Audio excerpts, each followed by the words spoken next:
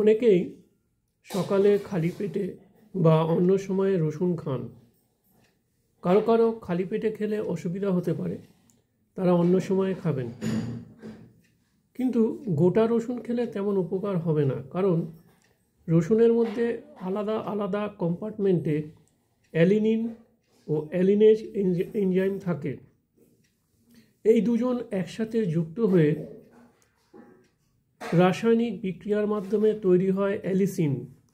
এই অ্যালিসিন, যেটা একটা সালফার কম্পাউন্ড, আমাদের শরীরের পক্ষে উপকারী।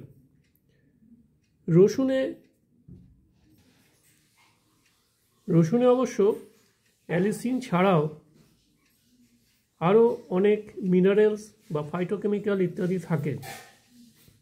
রসুন ব্লাড প্রেশার কমাতে, হজম শক্তি বাড়াতে, রোগ প্রতিরোধক শক্তি বাড়াতে, কোলেস্টেরল নিয়ন্ত্রণে আনতে, আর্থ্রাইটিস ইত্যাদিতে কাজে লাগে।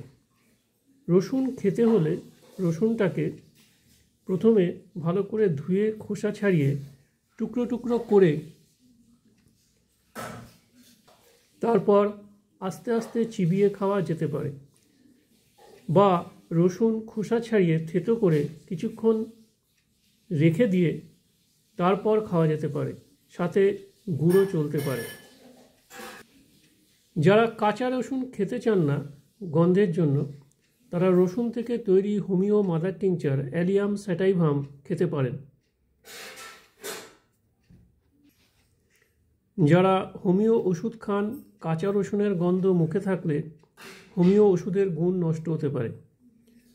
এছাড়া প্রেগন্যান্ট, ব্রেস্ট ফিডিং করাচ্ছেন এমন বা বিশেষ কোনো অসুখের জন্য ওষুধ খাচ্ছেন এমন ব্যক্তিরা, বিশেষ করে রক্ত তরল রাখার ওষুধ খাচ্ছেন যারা, বা লো ব্লাড প্রেশার আছে যাদের, তারা অবশ্যই ডাক্তারবাবুর পরামর্শ মেনে এটা খাবেন। আমার মতে কোনো ভেষজই রোজ না খেয়ে মাঝে মাঝে গ্যাপ দিয়ে অন্য ভেষজের সাথে ঘুরিয়ে ফিরিয়ে খাওয়া ভালো। আমি সেভাবেই খাই, আর অসুবিধা হলে অবশ্যই খাওয়া বন্ধ করা উচিত। সব জিনিস সবার সহ্য হয় না।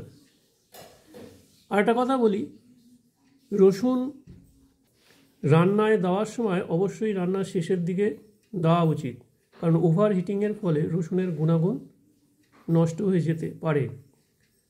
ভালো থাকুন, সুস্থ থাকুন। বিষয়টি এডুকেশনাল পারপাসে জানালাম, এটা কোনো মেডিকেল অ্যাডভাইসের বিকল্প নয়।